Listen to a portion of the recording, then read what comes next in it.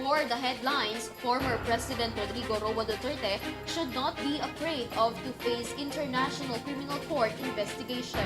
300 nursing graduates hired for the new created program of no professional licensed nurses, according to PSAC. Facebook page of Marikina City has been hacked, according to Mayor Chodoro. BBM provides fund for the water supply of 75 municipalities in the country. Rollback in oil prices may be expected next week, according to Department of Energy.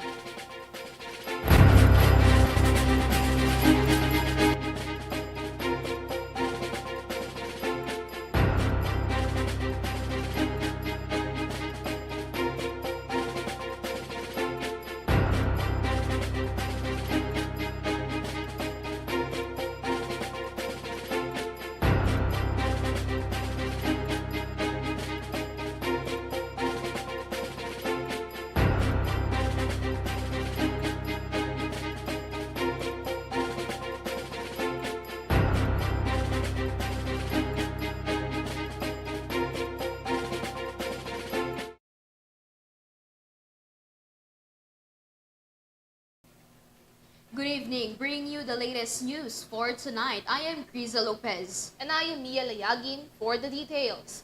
Following the International Criminal Court investigation over 2016 war on drugs, several lawmakers have backed former President Duterte, saying that he have nothing to be afraid of. Our senior news correspondent Henry Nicolas tells us more.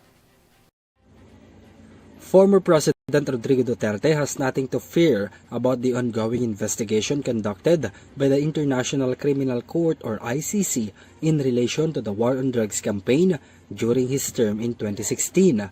According to lawmakers in the country, there is nothing to be afraid of if nothing is concealed. Manila 1st District Representative Ernesto Junicio said that he is also in line with the recent statement of President Ferdinand Marcos Jr. that the ICC has no jurisdiction in the country. However, there should be nothing to be afraid of. Lanao del Norte's 1st District Representative Muhammad Khalid Dimaporo also said that Duterte should not be afraid to face the ICC. The Octa Research on Sunday released survey results that showed 50% of adult Filipinos are in favor of the Philippine government to cooperating with the ICC probe into alleged violations during the Duterte administration's anti-narcotics campaign. But Marcos said ICC prosecutors could produce as much evidence as they want, but they could not act upon it in the Philippines. He said he would not stop the ICC from entering the Philippines to gather evidence since it is an open country. This is Henry Nicolas for EuroTV News. Kingdom of Jesus Christ, Pastor Apollo Quiboloy has already received the subpoena given by the Senate committee handled by Senator Risa Hontiveros. Let's get into the details of the news.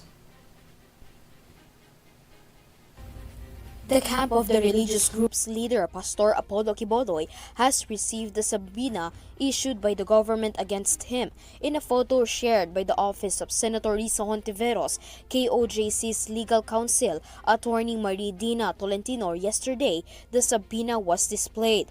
The subpoena ad testificandum was prepared on February 14 and signed by Senate President Juan Miguel Zubiri on February 19. It can be recalled that this is the second subpoena issued after Quiboloy did not attend the Senate Committee on Women, Children, Family Relations, and Gender Equality, which aimed to investigate abuses related to the church. Despite this, the church leaders still refused to attend the Senate's invitation. The senator has also warned that Quiboloy will be held in contempt and arrested if he does not attend the hearing. This is KRIZZA LOPEZ for EuroTV News. Meanwhile, about 30 modern e-jeepneys in Marikina were launched on Friday, which shows support to the Public Utility Vehicles Modernization Program of the government. Henry Nicolas on the story. On Friday, Agri-Party List Representative Wilbert Lee graced the launching of the 28th modern e-jeep in Marikina and emphasized the importance of better and more affordable transportation for the public. According to Lee, although he supports the PUVMP, the government should look and study the rules and guidelines in the program, as he found out that the process of acquiring new units, especially the price, is a serious matter. He is also looking in increasing the subsidy for drivers and operators. Bawat isa sa atin lahat, yung pong pangamba na at takot na pag na-hospital, apektado yung kita, ubos yung ipon, bawas sa utang. No? Yan po ang gusto nating isang gawin. No? Kaya itong consolidation, ang aking panawagan, lagi ko sinasabi, dagdagan po natin yung subsidy para sa kanila. No? At least sa akin, sana kung pwede kahit kalahati no? Nung presyo ng unit, no? Ibigay ng pamahalaan. No? Kung kaya nga po sagutin lahat. No? As a member of the Committee on Transportation, Lee is in favor of extending the consolidation deadline due to the tangled program that needs to be ironed out.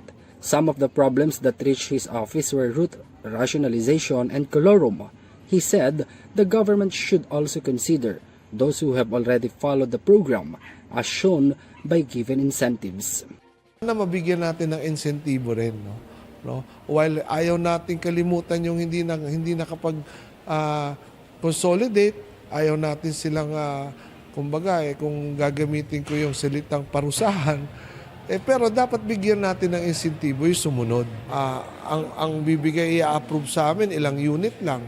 No? Ilan kaming maghahati dyan.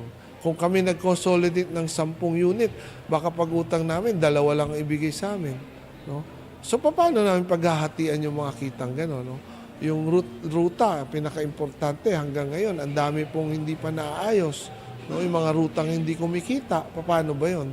No? Yung mga ganun pong problema, kailangan po nating tulungan silang ayusin. Some of the corporations that followed the PUVMP are Jess and Tito of East West Prime Transportation and Terminal Management Incorporated, where they shared their previous experience before the program. They also ensure that they modernize units are comfortable, safe, and convenient for the public. Kahit iisa ka lang na pasahero, iahatid ka namin hanggang sa paroroonan mo. Ang kaibahan kasi ng unit namin is yung lumang traditional jeepney, laging sirain na. Panay ang gawa namin ng sasakyan. Nagsasawa na rin kami kagagawa. Ang malamig na sasakyan, hindi na sila yung yuyuko-yuko na parang jeep na parang manok, di ba? At saka unang-una, yung safety, comfortable, convenient, makakarating sila sa kanilang paruroonan ng maayos. At ito ay environmental friendly. Euro 4 compliant itong sasakyan na ito eh. Kaya walang hassle ito. On the other hand, they are hoping that the public will enjoy them when their units start flying with the Cubao and Marikina routes.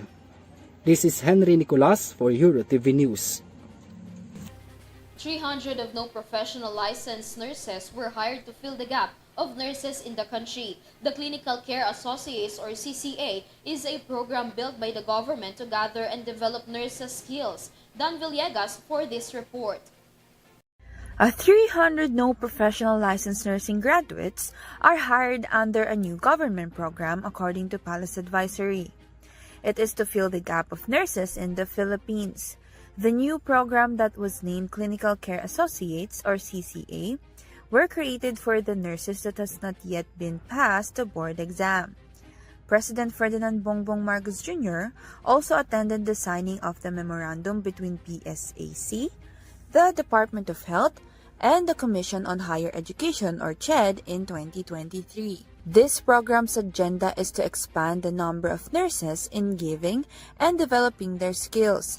The CHED also reduced the length of the Masters of Nursing program for 3 years to only 1. This is Dan Villegas for EuroTV News. More stories up next when News Thread returns only here on EuroTV News.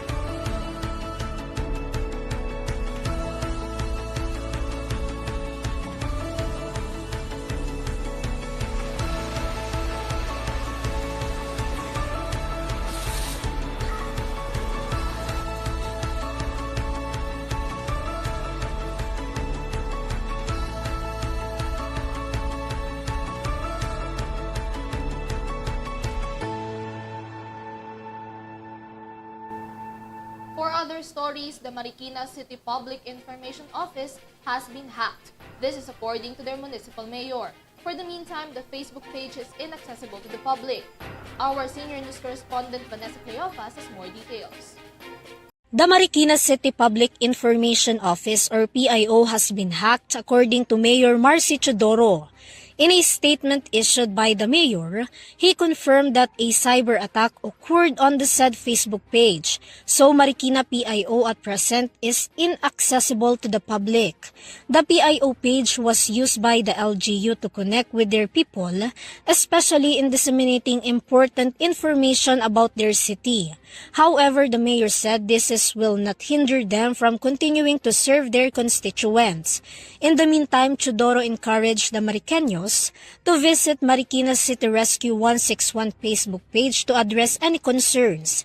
So far, Marikina LGU has conducted an investigation with the Philippine National Police or PNP regarding the said issue. The said hacking was followed an hour after the Facebook account of his wife, 1st District Representative Marjorie Ann Chodoro, was hacked. The mayor also added that they requested Facebook for the retrieval of PIO's account. Meanwhile, it can be remembered that last year, several government agencies also experienced hacking on their page, such as the PNP Human Rights Affairs Office, Philippine Charity Sweepstakes Office or PCSO, DepEd Cotabato, and others. Vanessa Cleofas for EuroTV News. In response to the lack of clean water supply, the Department of Budget and Management allocates 1 billion pesos for the construction of water supply and sanitary project for 75 municipalities in the country. Details on this report. With the purpose to address the serious water needs of various municipalities, the Department of Budget Management has launched the program Local Government Support Fund, Support and Assistance Fund to Participatory Budgeting. According to Budget Secretary Nina Pangandaban, the DBM has allocated 1 billion pesos funds for the 4th, 5th, and 6th municipalities that are in dire need of a clean water supply. The new DBM program complies with the directive of President Ferdinand Marcos Jr. to ensure there is clean water for the health of Filipinos. SAFPB is part of DBM's campaign to promote participatory budgeting and open government, where the government and civil society organizations work together to identify, implement, and monitor government programs and projects. This initiative also stems from DBM's study and conversation with the World Bank to help the country achieve its target under the identified Sustainable Development Goals. 75 municipalities will benefit from such project, and each will receive from 6 to 13 million pesos for the construction of water supply and sanitation project. Moreover, the DBM project collaborates with the Department of the Interior and Local Government or DILG, DILG Secretary Benjamin Abalos, and other officials from DBM, DILG, Department of Environment and Natural Resources, National Economic and Development Authority or NEDA, and other government branches were also present at the launch of the program. This is KRIZZA LOPEZ for EuroTV News. The Department of Energy Oil Industry Management Bureau reports a possibility of a decline in petroleum prices next week, following almost a month of consecutive increases across the country. If oil trading over the past 4 days is indicative, motorists can anticipate reductions in certain petroleum products. For gasoline prices, a reduction of 70 centavos to 90 centavos per liter is expected, with diesel potentially decreases by up to 1 peso and 20 centavos per liter. Additionally, a rollback of kerosene prices by up to 90 centavos per liter is anticipated. However, the Department of Energy notes that the rollback's realization hinges on the final trading outcome on Friday. For weather news, there will be a low chance of having a tropical cyclone until the end of February. However, Weather Bureau also warned about the impact of El Nino for the next 5 months. Track the latest weather news from this report. There is a little to no chance of having a tropical cyclone for the next few days and even until the end of the month of February. This is according to the weather update of Philippine Atmospheric, Geophysical and Astronomical Services Administration or PAGASA. The Weather Bureau declared that easterlies or the warm winds from the Pacific Ocean will continue to be present and may persist in most parts of the country. This weather pattern may result in cloudy skies with scattered rainfall and thunderstorms, particularly in northern Mindanao, Caraga, and the Davao regions. Hot and humid weather accompanied by isolated rain showers or thunderstorms is expected in the rest of the country. PAGASA also warns about the possibility of flooding and landslides due to heavy rainfall. Furthermore, the return of the northeast monsoon by the end of the week is expected to bring cooler climate to other parts of Luzon. Despite low possibility of a storm, PAGASA has also warned the public about the impacts of El Niño following the start of dry season months that began this February. The Bureau has reported that 41 provinces are currently being affected by the drought brought about by the El Niño phenomenon. For the next 5 months, the drought will be bringing below normal rainfall with about 21% to 60% reduction from average rainfall conditions.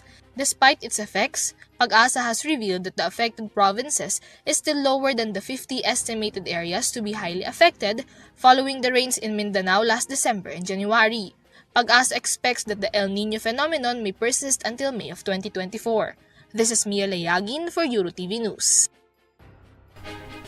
For sports news, Gilas for the win.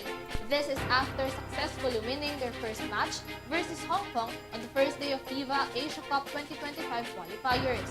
Here's the details of this news. A combination of full offense and effective defense. This became the strategy of Gilas Pilipinas during their match against Hong Kong, China during the FIBA Asia Cup 2025 qualifiers, leaving the host team 30 points behind the Philippine team. With the final score of 94-64, Gilas team fully denied winning possibility for Hong Kong China team after securing a huge distance between their scores, particularly during the third quarter of the game. Naturalized player Justin Brownlee and Gilas center Kai Soto led the game for the Philippines, contributing in both offense and defense stands. Gilas showed early signs of game domination, ending first quarter with 8 points ahead of Hong Kong team, in which host team responded offensively in the second quarter. However, 12 consecutive points from the Philippines closed the door for Hong Kong, where 53-45 score turned to 65-45, refusing to give Hong Kong a chance to shoot a shot. From there on, the game became more comfortable and favorable for PH team, leaving Hong Kong stuck with 30-point difference by the time the game ends. Brownlee contributed 16 points with 7 rebounds, 7 assists, and 3 steals within his 27 minutes and 21 seconds court time, while Soto brought Philippines 13 points, an assist and a steal, and 2 blocks during his 20 minutes and 35 seconds game time. After the successful game, Gilas Pilipinas is set to go home to the Philippines, where they will be facing Chinese Taipei for the next match to be held in Pasig on Sunday. This is Mia Layagin for EuroTV News.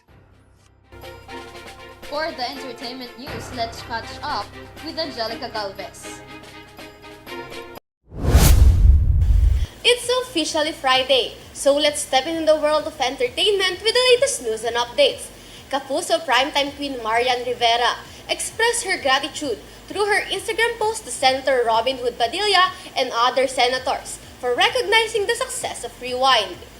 The film is remembered to have grossed nearly 902 million pesos, making it the highest-grossing movie of all time in the Philippines. In her post, the actress thanked Senator Robin for the passage of Resolution Number 909 recognizing the film. She also expressed her gratitude to the other senators who showed their support and acknowledgement. In another showbiz news, the Jonas Brothers were all in game in riding the iconic Filipino jeepneys while they're here in the Philippines. In pictures and videos shared by netizens Stephanie and M. Sese, the two singers were seen boarding a jeep outside SM Mall of Asia in Pasay City last Thursday. According to Stephanie, it was captured before their concert at MOA. The tour celebrates the band's 5 albums and the greatest hits. They will also have concerts in other countries, such as Indonesia, New Zealand, Australia, and across Europe. And for the K-pop fans out there, B2B member Minhyuk is here in Manila. This was after he shared on his social media accounts some clips and pictures of his tour around the country. In an Instagram post, Minyuk shared some pictures of himself at the famous Moai and even rode a gondola at the Venice Grand Canal in Taguig City. In his caption, he wrote, "In Manila." Fans were surprised by the sudden visit of the K-pop star to the country. In the comment section, some of them requested Minyuk to come back to Manila with his fellow members. And that's the latest showbiz news for tonight. I am Angelica Galvez. Back to you, Mia and KRIZZA. Happy weekend, everyone! And that's the latest news for tonight. You may visit yourtvph.com for more news and information. In behalf of Alvin Pelobelio, this has been Mia Layagin. You can also catch our broadcast live in our social media accounts and via Pinoy Extreme channel. Once again, this is KRIZZA Lopez. This is your TV News Thread. Stay safe and have a good night, everyone.